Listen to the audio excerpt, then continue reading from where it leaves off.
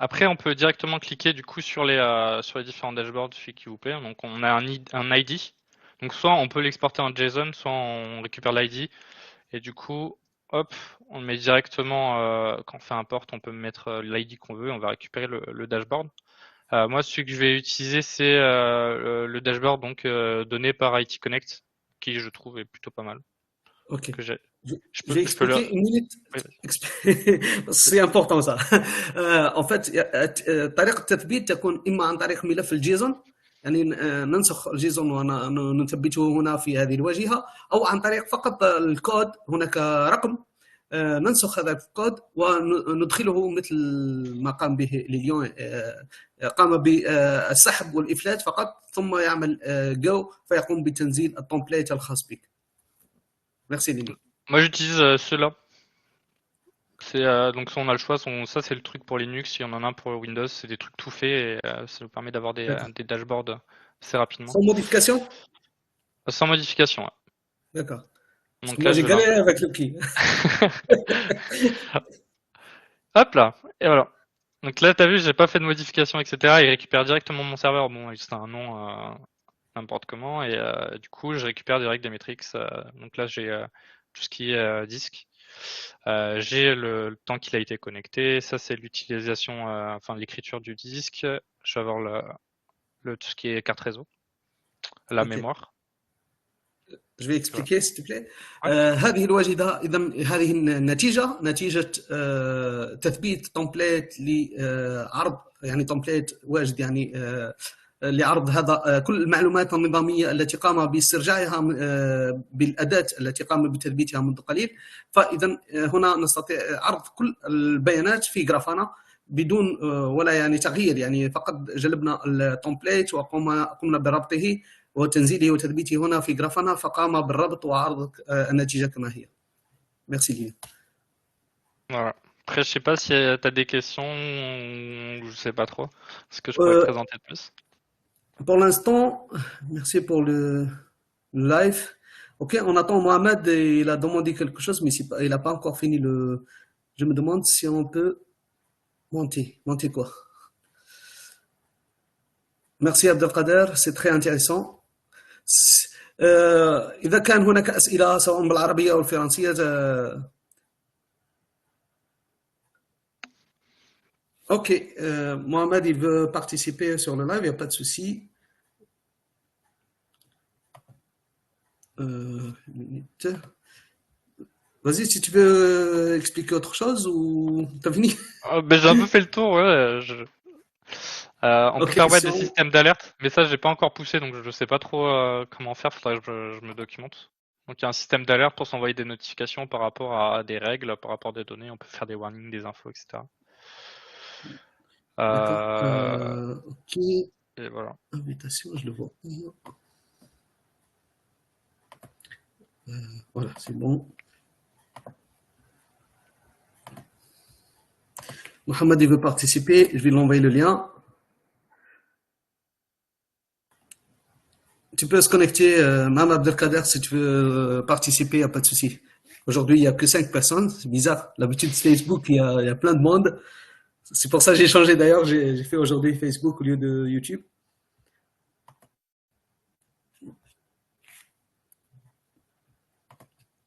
On attend les questions. S'il n'y a pas de questions, on laisse Mohamed participer. Après, à la prochaine, on dit. On attend Mohamed 5 minutes. Mais c'est très intéressant, franchement. Merci beaucoup, les lions. C'est très intéressant.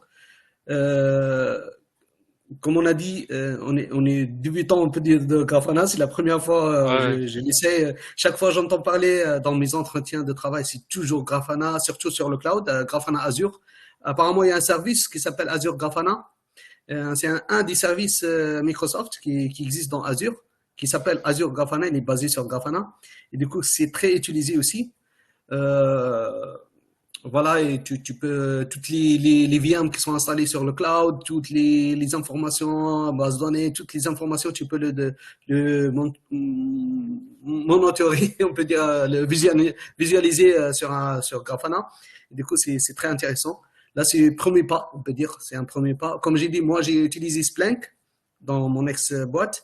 Et j'ai utilisé SICK actuellement. Jusqu'à maintenant, j'utilise SICK. J'attends que on met en place Grafana grâce à les liens et je vais basculer rapidement.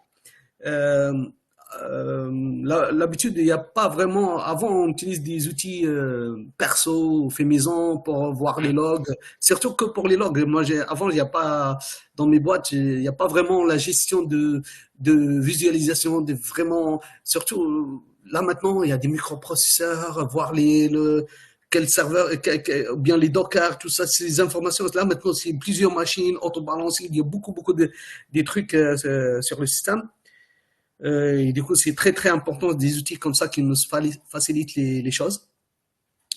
Euh, j'ai envoyé le lien, non? Mais surtout, Grafana est vraiment pas mal parce que aussi il y a un côté où on peut gérer en gros une équipe dessus. On peut créer des utilisateurs. Il y a vraiment un côté, c'est pas restreint quoi. Il n'y a pas un seul login. On peut créer des utilisateurs avec Désolé. des différents Attends, je vais serveurs. envoyer. Apparemment, il veut pas que j'envoie dans le chat. J'ai remarqué que je l'ai envoyé, mais apparemment, il n'est pas arrivé à Mohamed. Je vais envoyer autrement. Il est dans Facebook normalement. Je vais l'envoyer.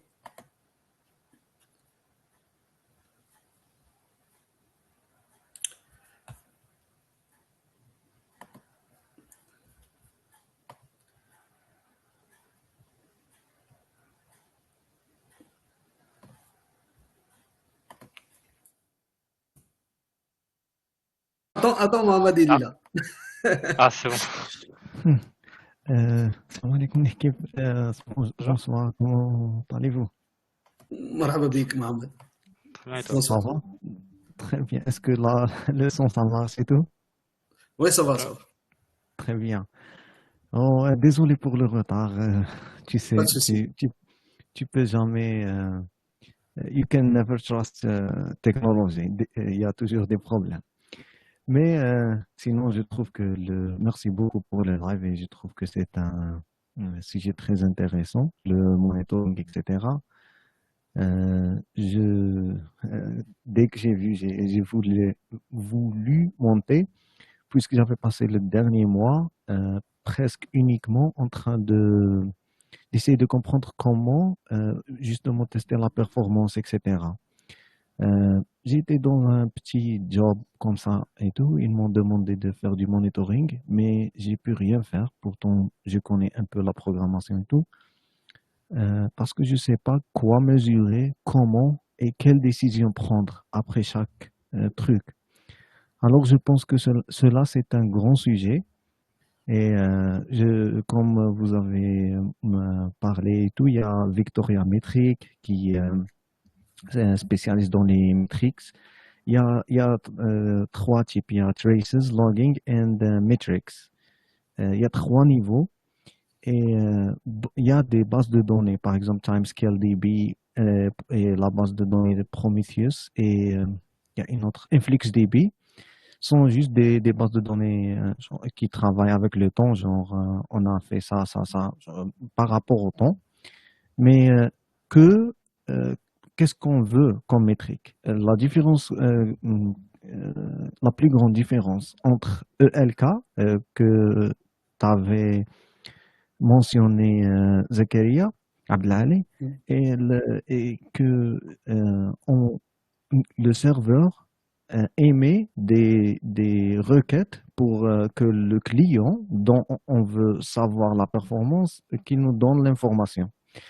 Prometheus fait le contraire, c'est que le L'inverse. client, voilà exactement, c'est ça la grande différence. Il y a bien sûr des gens qui préfèrent ça et qui préfèrent ça. On ne peut pas dire directement que l'une est meilleure que l'autre, mais c'est ça à peu près. Sinon, je pense que le plus grand point que je veux mentionner en montant ici est de dire que mesurer la performance est un truc très difficile.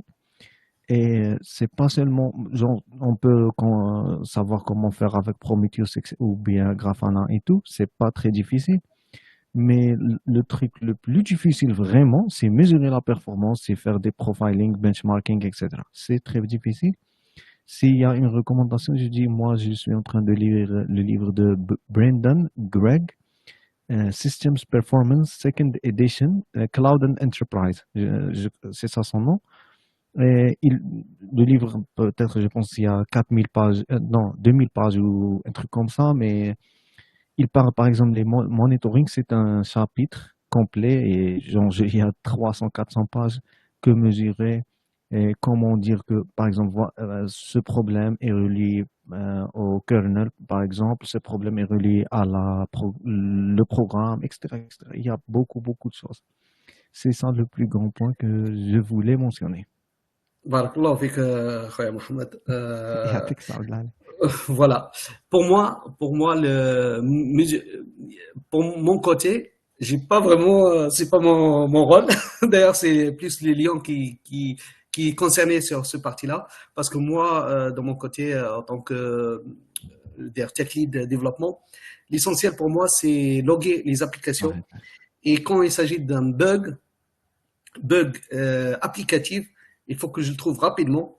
Il faut que par exemple, si il y a une erreur, comme j'ai dit tout à l'heure, c'est une erreur système que j'ai oublié de mettre un log sur mon code. Au moins, je peux trouver l'erreur, c'est quoi.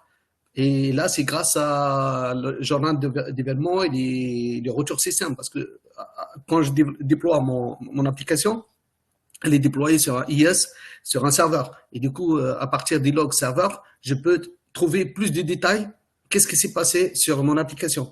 Et du coup, côté applicatif, il n'y a pas de côté mesure de performance, etc. Parce que des logs, lire les logs, est-ce qu'il y a des erreurs? Parce que warning, tout ça, c'est quand on a le temps. Après, c'est vraiment les erreurs, c'est tout. C'est quand il y a une erreur, il faut surtout en production, il faut le trouver rapidement avant que ça reproduire chez quelqu'un d'autre. Après, franchement, c'est côté DevOps ou bien côté cybersécurité, tout ça, c'est côté infrastructure, on peut dire que il faut voir est-ce que l'application, par exemple, si l'application elle est mal codée, c'est vrai, c'est notre problème, mais c'est pas à moi de dire qu'elle elle est mal codée. C'est à de DevOps qui dit voilà, votre application c'est pourri, elle prend toute la mémoire de serveur. Et après, c'est là que j'intervenais en tant que tech lead. Je dis, il faut que je regarde pourquoi. Et quand je regarde pourquoi, peut-être il y a des requêtes énormes, il y a des variables scission qui sont restées en mémoire sans clean, des objets qui sont créés en mémoire qui sont jamais killés. Voilà, c'est des trucs comme ça. Il faut faire des reviews de code. Mais je veux dire, normalement c'est pas mon rôle. Mais après, si on n'a pas vraiment dans l'équipe, on n'a pas vraiment quelqu'un, un superviseur côté, parce que c'est un rôle, hein, c'est un rôle, c'est pas que, c'est un rôle qui, je connais avant dans ma boîte, vraiment, c'est la boîte américaine, ils sont vraiment clean, ils font des trucs très très bien. Du coup, ils ont une équipe de DevOps et ça tourne entre eux, le monitoring et le dashboard de visualisation, on appelle ça la visualisation des applications chez chacun. Quelqu'un qui part sur le parti pipeline, DevOps, l'autre il fait le monitoring aujourd'hui, l'autre il fait le run, l'autre il fait le build, et ça tourne entre eux, ça tourne. Et du coup, c'est eux qui disent voilà, attention, cette application, on voit que elle consomme beaucoup de mémoire. Et là, c'est à nous après de regarder pourquoi exactement. Mais tu as raison, c'est pour trouver on peut dire le barème, c'est où quand c'est l'unité de mesure, c'est quand on peut prendre la décision pour dire que ça c'est mauvais ou pas, ou voilà.